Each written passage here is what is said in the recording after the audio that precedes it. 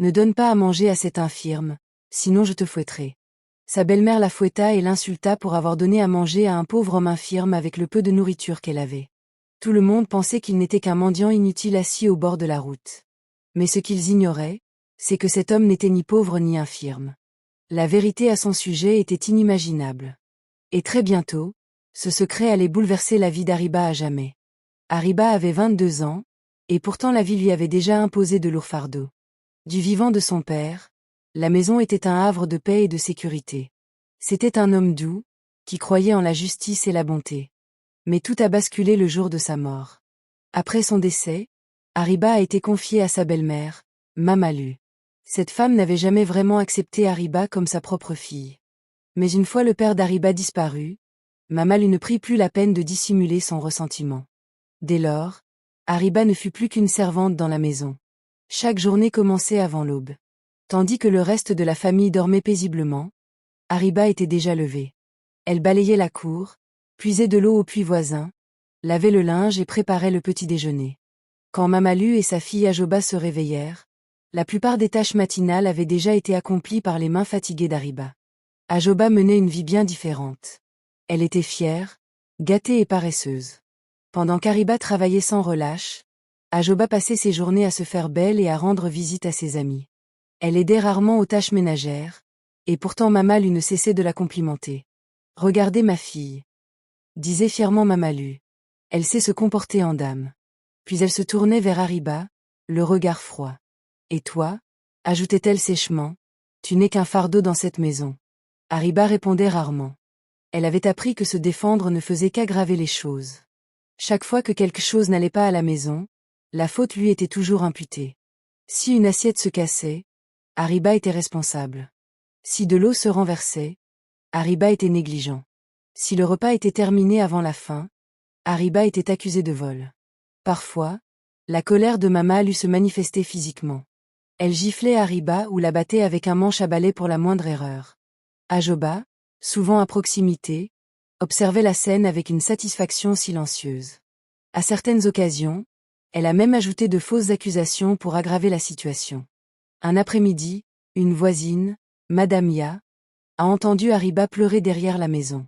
Inquiète, elle est entrée dans la cour et a confronté Mamalu. « Pourquoi traitez-vous cette fille si durement » demanda fermement Madame Ya. « Elle travaille plus dur que quiconque ici. » Le visage de maman Lu se durcit aussitôt. « C'est ma maison » répliqua-t-elle sèchement. « La façon dont j'éduque mes enfants ne vous regarde pas ?» Puis elle se tourna vers Ariba. « Si jamais j'apprends que tu t'es encore plainte de moi auprès de qui que ce soit, m'a-t-elle averti, tu le regretteras. » Madame Ya est partie à contre-cœur. Mais Ariba avait parfaitement compris le message. Dès lors, elle garda le silence sur sa souffrance. Malgré tout, Ariba ne laissa pas la haine s'installer dans son cœur. Elle se concentrait plutôt sur sa survie au jour le jour et sur la recherche d'un moyen de subvenir à ses besoins. Une chose était claire pour elle. Si elle dépendait entièrement de Mamalu, sa vie ne changerait jamais. Elle prit donc une décision en silence. Elle trouverait son propre moyen de survivre, même si le monde entier s'était déjà retourné contre elle. Cette décision l'amènerait finalement jusqu'à la petite échoppe en bord de route qui changerait son destin à jamais. Après de longs mois de souffrance en silence, Ariba prit conscience d'une chose essentielle. Si elle continuait à dépendre uniquement de Mamalu, sa vie resterait inchangée. Il lui fallait trouver un moyen de gagner sa vie, même modestement. L'idée lui est venue en observant les ouvriers qui empruntaient cette route chaque matin pour se rendre au travail. Beaucoup semblaient fatigués et affamés. Certains portaient quelques pièces de monnaie, cherchant un endroit où acheter un petit déjeuner rapide avant de reprendre leur route.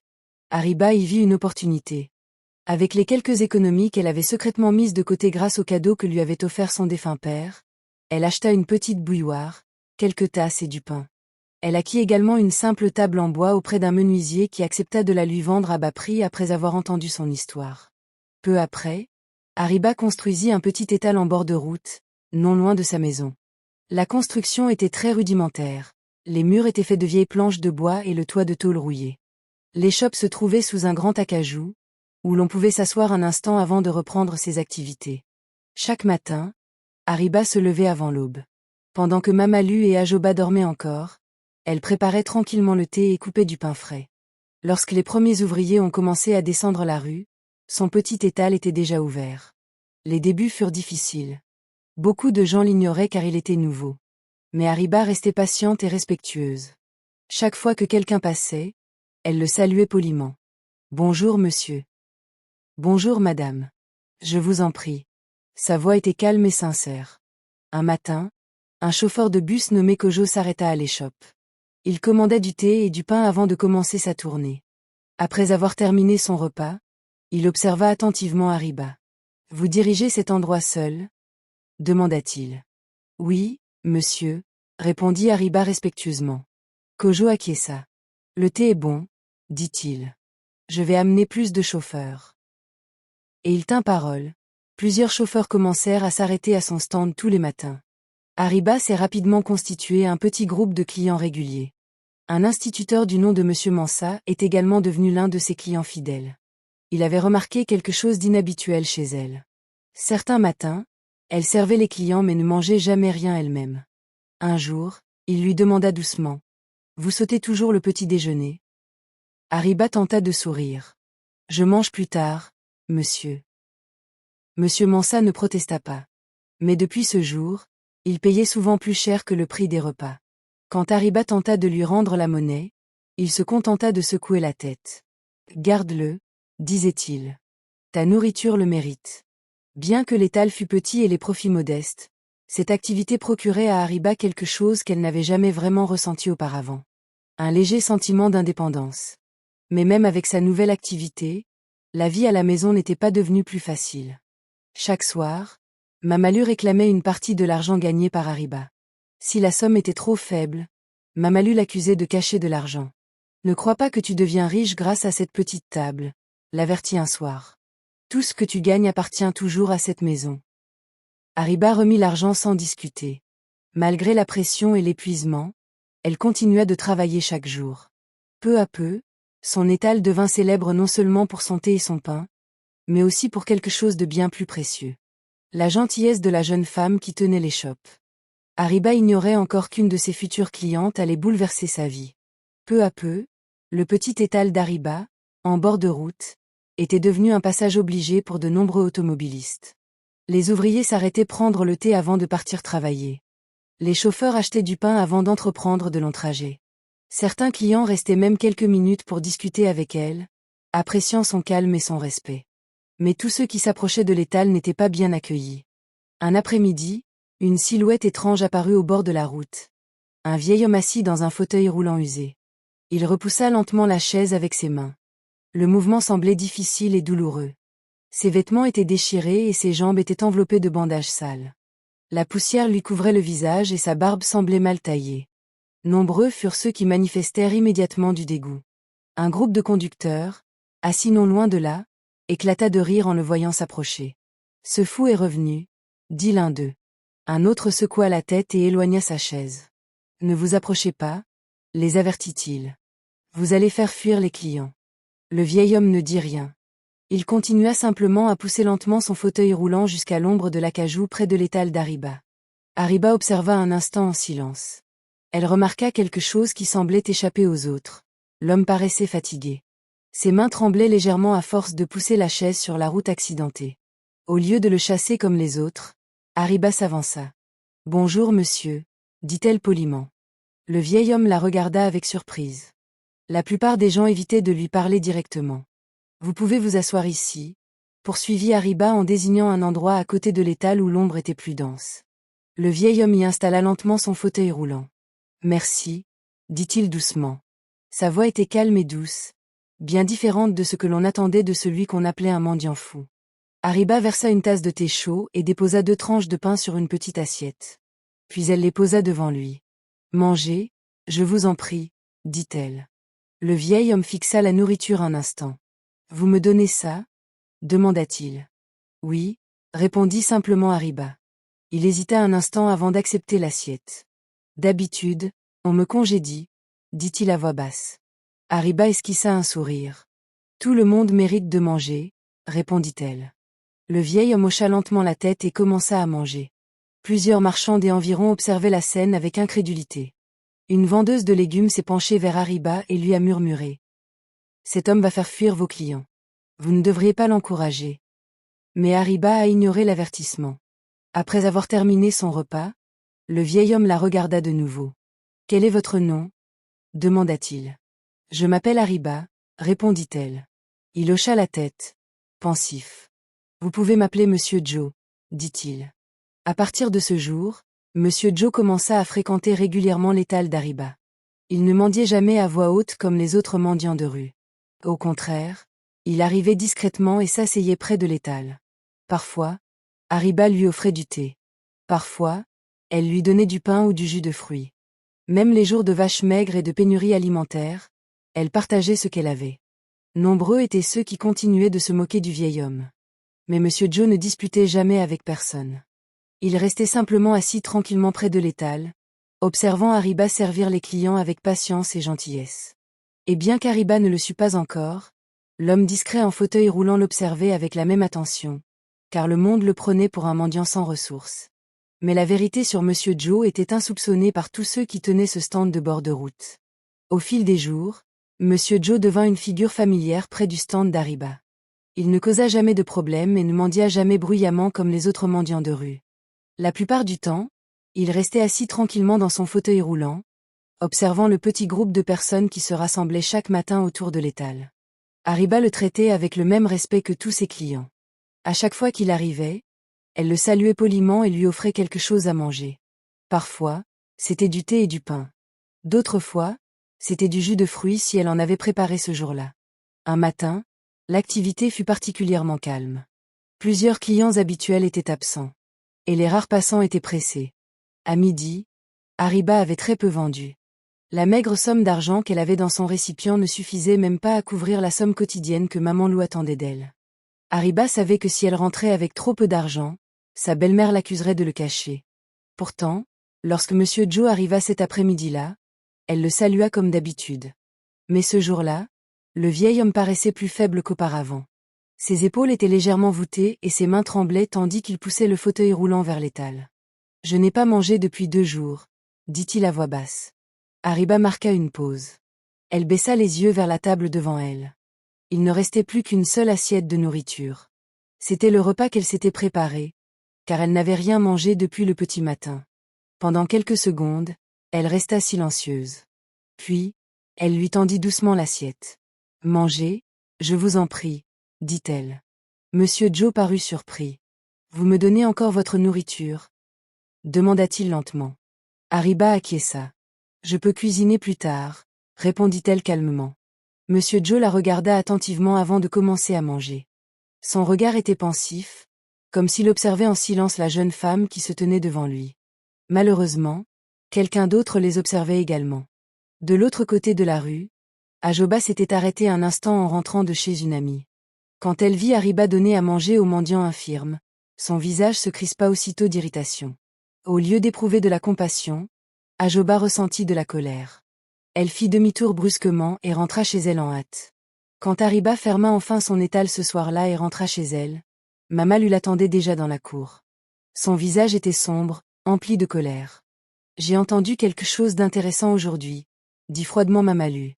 Hariba a tout de suite senti que quelque chose n'allait pas. « Que s'est-il passé » a-t-elle demandé à voix basse.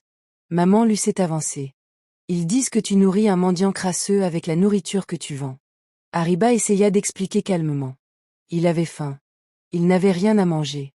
Avant qu'elle puisse dire quoi que ce soit, Mamalu la gifla. « La nourriture n'est pas gratuite, » cria Mamalu. « Vous croyez gérer une œuvre de charité ?» Ajoba, qui observait la scène avec satisfaction, se tenait à proximité.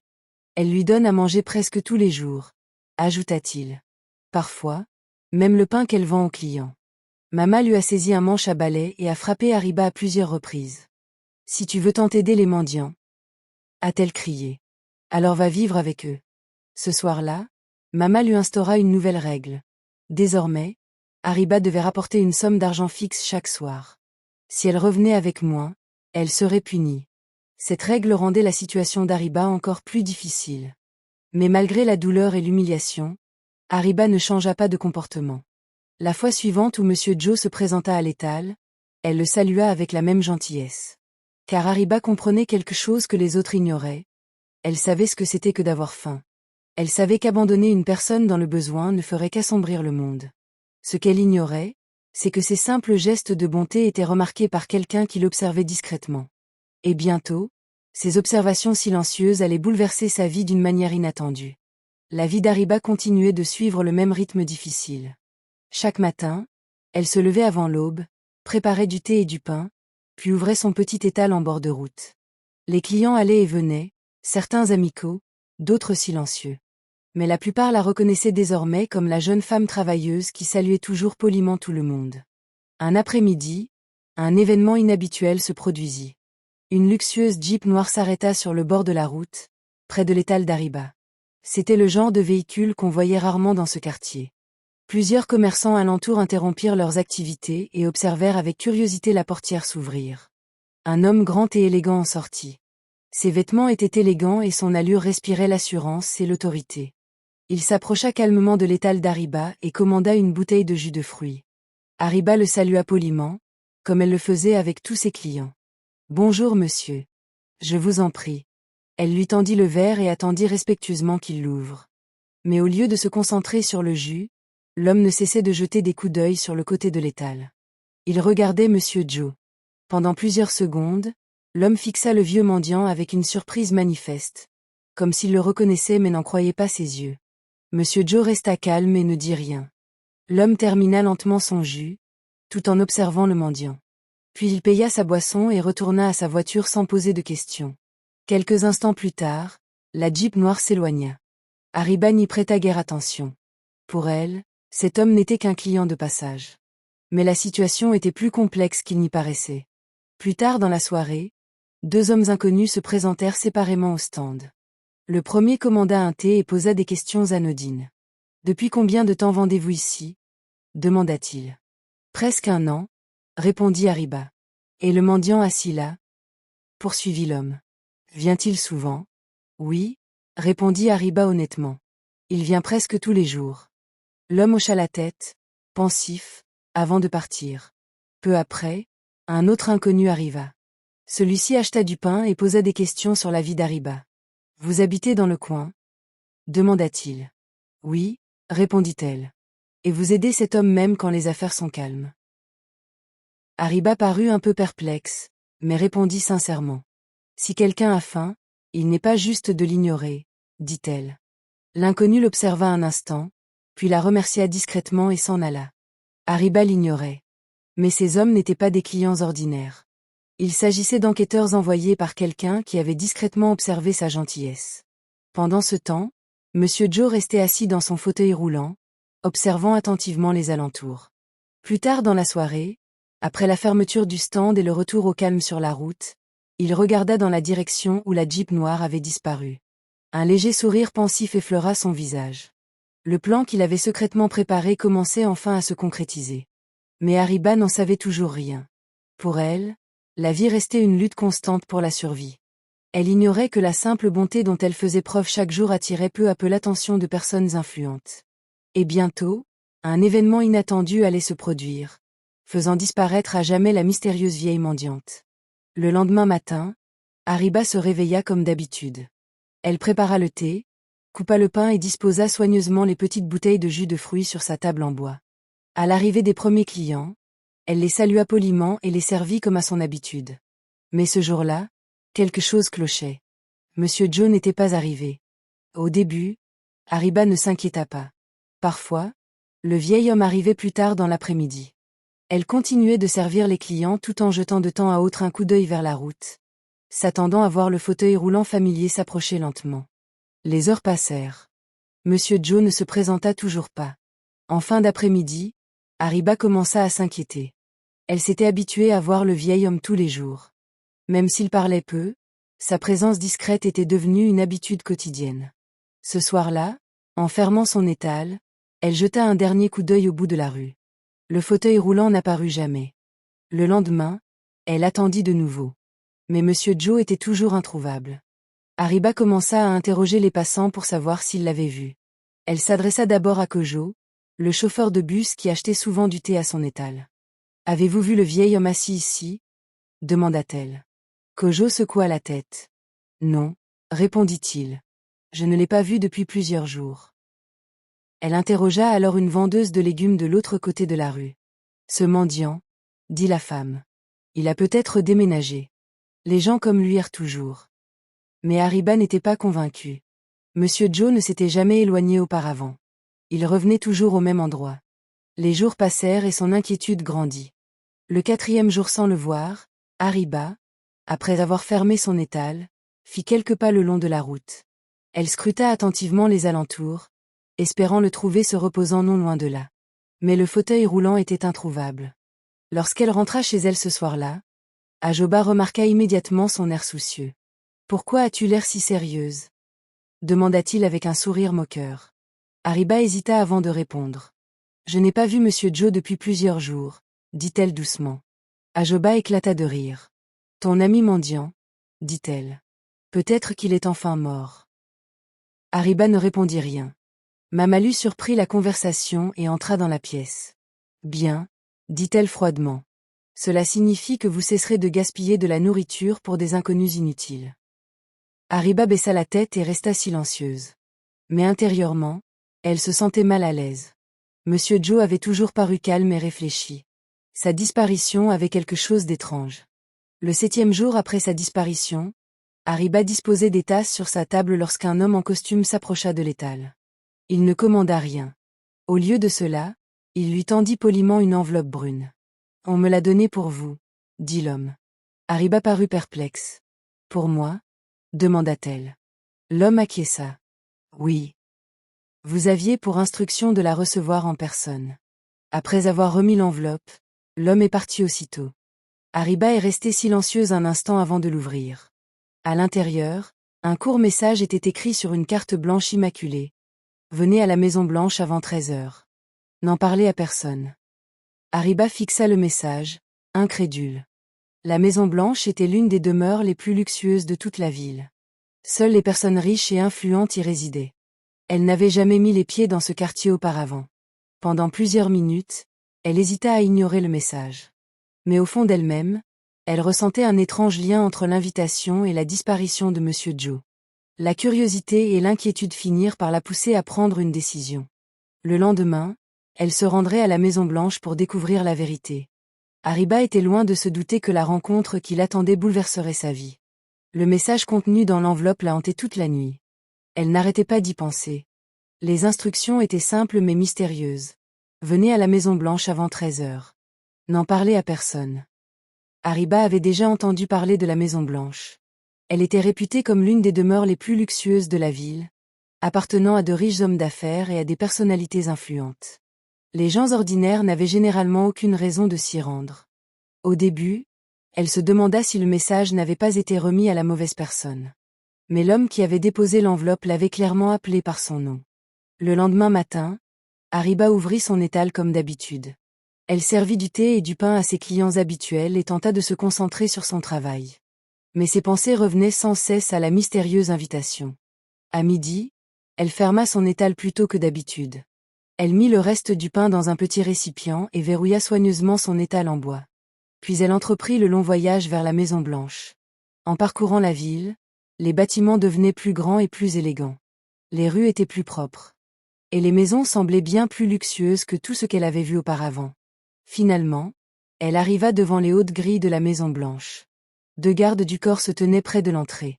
Arriba hésita un instant avant de s'approcher d'eux. « J'ai reçu une invitation », dit-elle respectueusement. Un des gardes la dévisagea attentivement. « Quel est votre nom ?» demanda-t-il. « Arriba », répondit-elle. Le garde consulta aussitôt une liste sur une petite tablette qu'il tenait à la main. Après un instant, il hocha la tête. « Oui. On vous attend. » Arriba fut surprise. Les gardes ouvrirent le portail et la laissèrent entrer. À l'intérieur de l'enceinte, tout paraissait organisé et professionnel. Plusieurs voitures de luxe s'étaient garées près du bâtiment. Les employés vaquaient à leurs occupations en silence. Une femme en uniforme s'approcha d'Arriba. « Veuillez me suivre », dit-elle poliment. Arriba s'avança sans poser de questions. Ils traversèrent de larges couloirs au sol ciré et aux murs impeccables. L'endroit était calme et ordonné. Un contraste saisissant avec les rues bondées près de son étal. Finalement, ils s'arrêtèrent devant une grande porte en bois. La femme se tourna vers Arriba. La personne qui vous a invité est à l'intérieur, dit-elle. Puis elle frappa doucement et s'écarta. Ariba poussa lentement la porte. Dès qu'elle entra dans la pièce, elle se figea. Quelqu'un était assis dans un fauteuil roulant de l'autre côté de la pièce. Un instant, elle crut rêver. Mais il n'y avait pas d'erreur. C'était bien Monsieur Joe. Pourtant, quelque chose chez lui semblait complètement différent. Ses cheveux étaient soigneusement coupés. Sa barbe était impeccable et ses vêtements élégants. Le fauteuil roulant dans lequel il était assis semblait brillant et coûteux. Rien à voir avec l'ancien qu'il utilisait près de son étal. Ariba le fixa, abasourdi. Monsieur Joe, dit-elle doucement. L'homme la regarda calmement. Il resta silencieux un instant, puis prit la parole. Je ne m'appelle pas Monsieur Joe, dit-il doucement. La confusion d'Ariba s'accentua. L'homme poursuivit son discours. Mon vrai nom est Monsieur Coffey. Ariba sentit son cœur s'emballer. L'homme assis en face d'elle n'était manifestement pas le mendiant désemparé qu'elle avait connu. Tout en lui respirait désormais la richesse, l'assurance et l'autorité. Monsieur Coffey désigna une chaise en face de lui. Veuillez vous asseoir, Ariba, dit-il calmement. Ariba obéit lentement. Elle ne comprenait toujours pas ce qui se passait. Mais une chose était claire pour elle. Le mendiant silencieux qu'elle nourrissait depuis des semaines cachait un secret bien plus lourd que tout ce qu'elle aurait pu imaginer. Et la vérité qu'il allait lui révéler allait bouleverser sa vie à jamais. Pendant un instant, aucun des deux ne parla. Monsieur Coffey se pencha alors légèrement en avant. Vous devez être très confus, dit-il calmement. Ariba hocha lentement la tête. Oui, admit-elle. Je ne comprends pas ce qui se passe. Monsieur Coffey esquissa un sourire, comme s'il s'attendait à cette réaction. L'homme que vous connaissiez sous le nom de Monsieur Joe n'était qu'un déguisement, expliqua-t-il. Mon vrai nom est Coffey Mensah. Je suis propriétaire de plusieurs entreprises, hôtels et écoles à travers le pays. Ariba le regarda avec incrédulité. La mendiante discrète qui avait accepté du thé et du pain à son étal parlait maintenant comme un homme d'affaires influent. Monsieur Coffey poursuivit. Chaque année, je fais une expérience personnelle, a-t-il déclaré. Je me déguise en personne pauvre et démunie. Ensuite, je me déplace dans différents quartiers de la ville pour observer comment les gens traitent quelqu'un qu'ils croient sans ressources. Ariba écoutait attentivement, essayant encore de comprendre ses paroles. Beaucoup de gens m'ignorent, poursuivit-il. Certains m'insultent. D'autres me chassent comme si je n'étais pas humain. Il marqua une brève pause avant de la regarder droit dans les yeux. Mais parfois, je rencontre des gens qui se comportent différemment. Ariba baissa légèrement les yeux.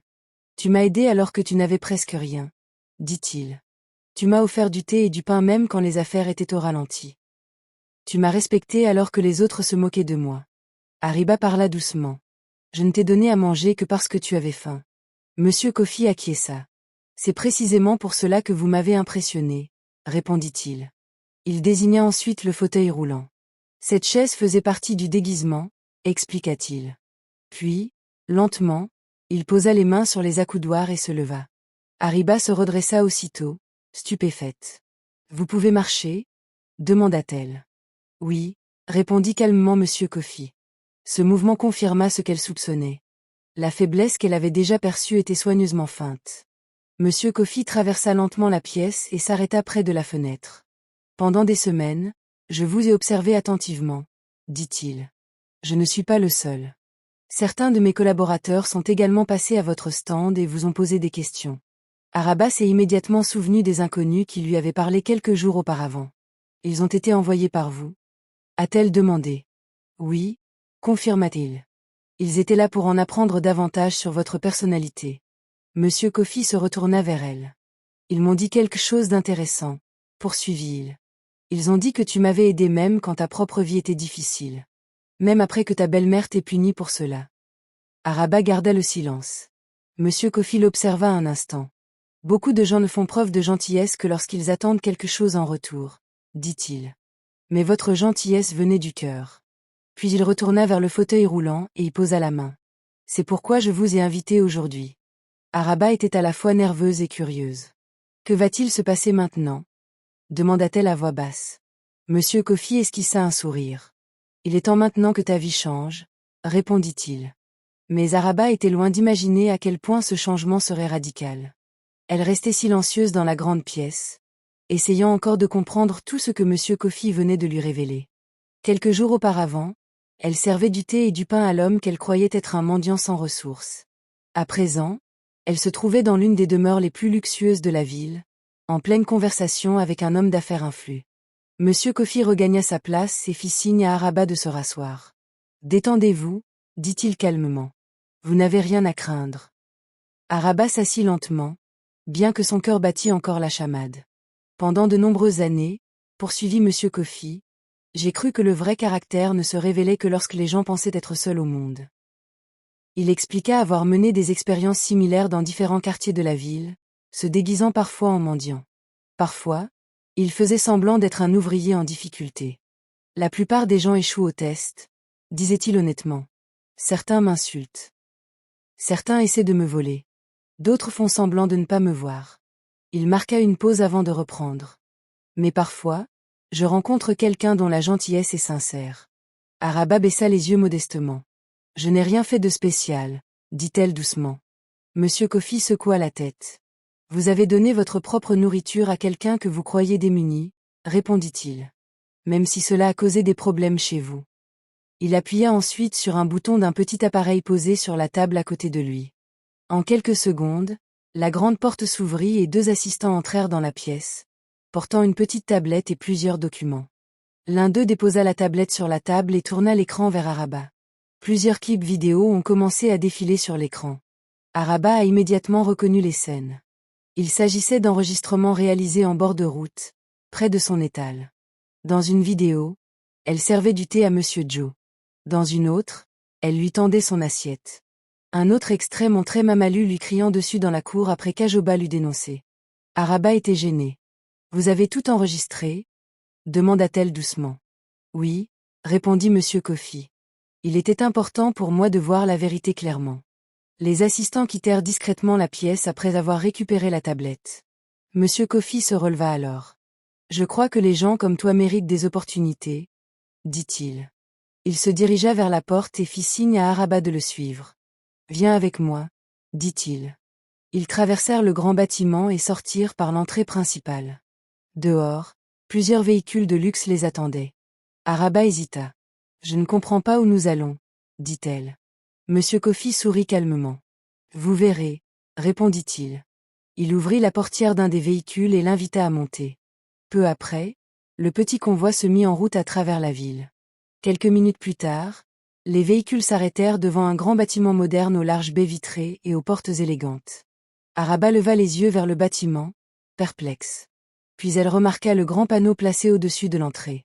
On pouvait y lire clairement ces mots, « Le bar à jus d'Araba ». Araba fixa le nom, incrédule. Elle se tourna lentement vers Monsieur Kofi. « Je ne comprends pas, » dit-elle doucement. Monsieur Kofi plongea la main dans sa poche et en sortit un trousseau de clés. Puis il les lui déposa délicatement dans les mains. « Ce commerce vous appartient, » dit-il. Pendant quelques secondes, Araba resta muette. La jeune fille battue pour avoir partagé du pain se tenait désormais devant une entreprise florissante qui portait son nom. Sa vie allait basculer. Araba se tenait devant le grand bâtiment, les clés que Monsieur Kofi lui avait confiées à la main. Un instant, elle resta paralysée. Ses yeux restaient fixés sur l'enseigne au-dessus de l'entrée. Araba Ejou Saos. C'était irréel. Quelques jours auparavant, elle peinait à vendre du thé et du pain depuis un petit étal en bois. À présent, elle se tenait devant un immeuble commercial moderne portant son nom. Monsieur Kofi remarqua son hésitation. « Entre, » dit-il doucement. « C'est à toi. » Araba se dirigea lentement vers l'entrée. Ses mains tremblaient légèrement lorsqu'elle déverrouilla la porte vitrée. Dès qu'elle entra, elle s'arrêta de nouveau. L'intérieur était magnifique et bien agencé. Des machines à jus modernes trônaient derrière un comptoir impeccable. Des chaises confortables et des tables cirées étaient disposées avec soin dans la pièce. Un éclairage vif illuminait l'ensemble de l'espace, conférant à l'établissement une allure accueillante et professionnelle.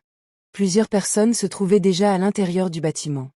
Un homme en costume impeccable s'avança et la salua respectueusement. « Bienvenue, Madame Araba, » dit-il. Elle parut surprise. « Je suis Daniel, » poursuivit l'homme. « Monsieur Kofi m'a demandé de vous aider à gérer cet endroit jusqu'à ce que vous soyez à l'aise pour le diriger vous-même. » Araba jeta un nouveau coup d'œil autour de la pièce, encore incrédule. « C'est vraiment à moi ?» demanda-t-elle doucement. « Oui, » répondit Monsieur Kofi derrière elle. Il pénétra plus profondément dans le bâtiment et poursuivit ses explications. J'ai déjà tout préparé, dit-il. Le matériel est neuf. Le personnel a été formé. L'entreprise est prête à démarrer ses activités immédiatement.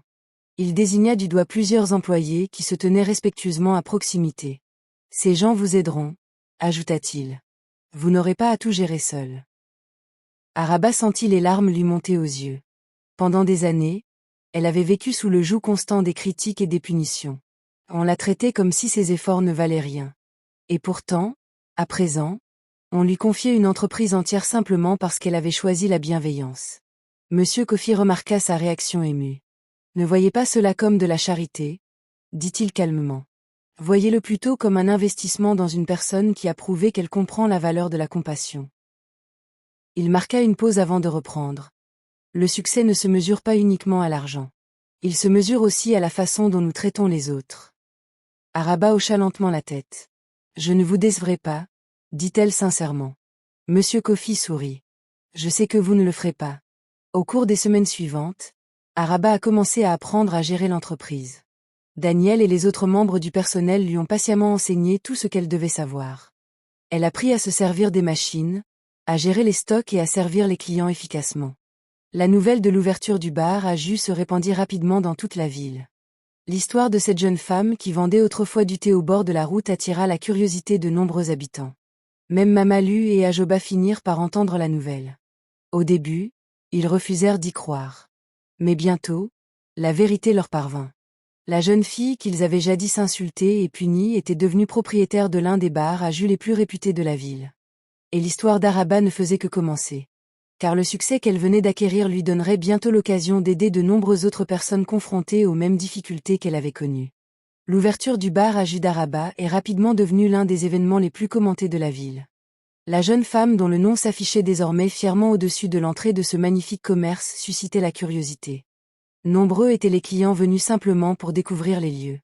Certains avaient entendu dire que la propriétaire vendait du thé au bord de la route. D'autres racontaient qu'un homme d'affaires influent l'avait aidé après avoir été témoin de sa bonté.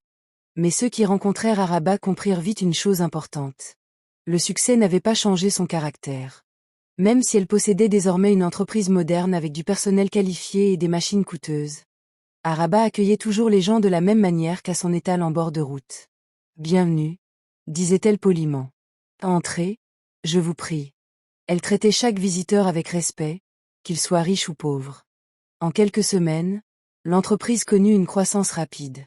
Les clients appréciaient la fraîcheur des jus, la propreté des lieux et l'accueil chaleureux. Monsieur Kofi venait parfois s'assurer que tout allait bien et repartait toujours satisfait. Vous gérez très bien, lui avait-il dit lors d'une visite.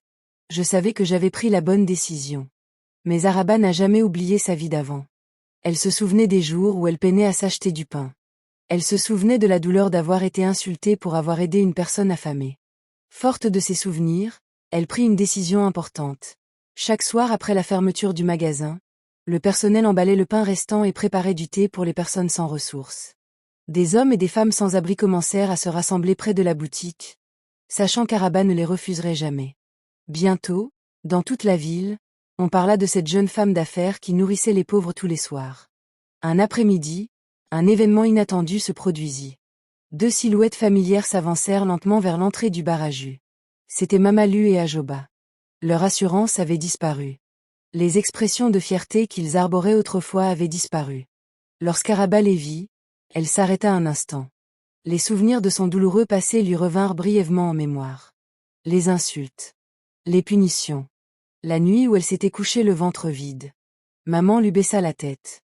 Nous avons entendu parler de votre succès, dit-elle doucement. Ajoba se tenait à côté d'elle, silencieux. Un silence s'installa. Puis Mama lui reprit. Nous ne vous avons pas bien traité, admit-elle. Nous sommes venus vous demander pardon. Araba les observa attentivement. Pendant des années, elle avait imaginé ce que ce serait de les revoir. Elle avait autrefois cru que si ce moment arrivait, elle ressentirait de la colère. Mais à présent, occupée à ses affaires, elle éprouvait autre chose. Elle parla doucement. L'amertume ne servira à rien, dit Araba. Puis elle demanda à un employé d'apporter 2 verres de jus de fruits frais et les déposa sur la table devant Mamalu et Ajoba. Vous êtes les bienvenus, dit-elle simplement. Ce moment devint l'une des leçons les plus marquantes du voyage d'Araba. Les ouvriers la regardaient, incrédules, tandis qu'elle servait calmement du jus de fruits à Mamalu et à Joba. Certaines échangèrent des regards gênés, visiblement mal à l'aise face à la scène.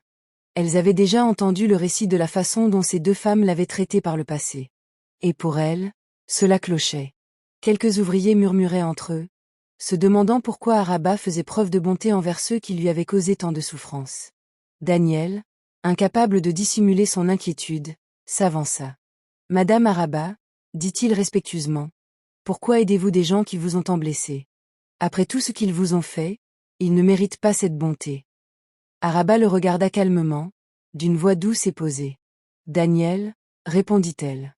Dieu nous enseigne à nous pardonner les uns les autres. » Elle marqua une brève pause avant de reprendre. « Je leur ai pardonné dans mon cœur. Mais pardonner ne signifie pas que je doive retourner à cette souffrance. Je ne leur permettrai plus jamais de vivre avec moi. Mais je choisis de ne pas nourrir de haine. » Puis elle ajouta doucement, comme le dit la Bible, « Soyez bons et compatissants les uns envers les autres, vous pardonnant réciproquement, comme Dieu vous a pardonné en Christ. » Éphésiens 4, verset 32, un silence s'installa. À cet instant, chacun comprit que la force d'Araba ne venait pas de la richesse, mais d'un cœur qui avait appris à pardonner sans oublier la sagesse. La jeune fille qui avait été punie pour avoir nourri un étranger affamé avait désormais bâti une vie assez forte pour pardonner à ceux qui l'avaient blessée. Son histoire se répandit dans toute la ville et inspira de nombreuses personnes. Car la vie d'Araba prouva quelque chose d'important. La gentillesse n'est jamais vaine. Parfois, le plus petit geste de compassion peut ouvrir des portes insoupçonnées. Et parfois, la personne que vous aidez en secret est celle qui changera votre destin à jamais. Après avoir fini leur jus, Mamalou et Ajoba regardèrent Araba et dirent avec hésitation. « Nous aimerions rester ici pour la nuit et partir demain. » Araba resta calme, le visage impassible. « Je suis désolée, » répondit-elle doucement. « Mais ce ne sera pas possible. » Les deux femmes échangèrent un regard, visiblement déçues. Après un bref silence, Ajoba reprit la parole. « Pouvez-vous au moins nous donner un peu d'argent ?» Araba secoua légèrement la tête. « Je ne vous donnerai pas d'argent, » dit-elle fermement, mais sans colère. « Je peux vous offrir à manger ou à boire, rien de plus. » Un silence s'installa. Puis Araba se tourna vers l'un des ouvriers. « Veuillez les raccompagner dehors, » dit-elle. Les employés guidèrent respectueusement Mamalou et Ajoba hors du bâtiment. Tandis qu'elle partait, il devint évident que si Araba avait choisi le pardon, elle avait aussi choisi la sagesse, refusant de se laisser à nouveau exploiter par ceux qui l'avaient jadis blessée. En regardant cette vidéo jusqu'au bout, accueillez ces prières de Dob Folktal. Que la même grâce qui a touché Araba dans son épreuve vous accompagne où que vous soyez aujourd'hui. Si votre vie a été marquée par les difficultés, le rejet ou la souffrance silencieuse, puisse Dieu voir votre bonté et vous récompenser au-delà de toute espérance. Que chaque acte de bonté accompli en secret soit reconnu au ciel. Même lorsque l'on s'est moqué de vous, que l'on vous a incompris ou que l'on vous a traité injustement, que le Tout-Puissant transforme vos larmes en témoignages et vos épreuves en victoires inattendues. Si vous avez un jour offert votre dernier repas à un nécessiteux, aidé un inconnu sans rien attendre en retour, ou fait preuve de bonté dans les moments difficiles, que Dieu vous ouvre des portes que nul ne saurait fermer. Que les opportunités se présentent à vous au moment opportun et vous élèvent vers une nouvelle ère de paix, de stabilité et de joie. Que toute voix qui vous a insulté soit réduite au silence par le succès que Dieu vous accordera. Que ceux qui ont douté de vous soient témoins du miracle de votre ascension. Tout comme la bonté d'Araba a changé son destin, puisse votre compassion attirer des bénédictions qui transformeront votre vie et celle de votre famille. Je prie pour que, quelle que soit la gravité de votre situation actuelle, Dieu vous envoie des personnes bienveillantes. Puissiez-vous toujours trouver des personnes prêtes à vous soutenir, vous guider et vous épauler dans les moments difficiles. Pour ceux qui traversent des difficultés financières, que Dieu leur accorde des bienfaits inattendus. Pour ceux qui souffrent moralement, que Dieu leur redonne des forces et guérisse leur cœur meurtri. Et pour ceux qui se sentent oubliés du monde, que Dieu leur rappelle qu'il voit chaque sacrifice et chaque bonne action. Que ta bonté te soit rendue au centuple. Que ta maison soit emplie de paix, ton travail de succès et ton avenir d'espoir. Au nom de Jésus, Amen. Merci d'avoir regardé Dob Folktal. Que la bienveillance, la compassion et les faveurs inattendues vous accompagnent où que vous alliez. Au revoir. On se retrouve dans la prochaine vidéo.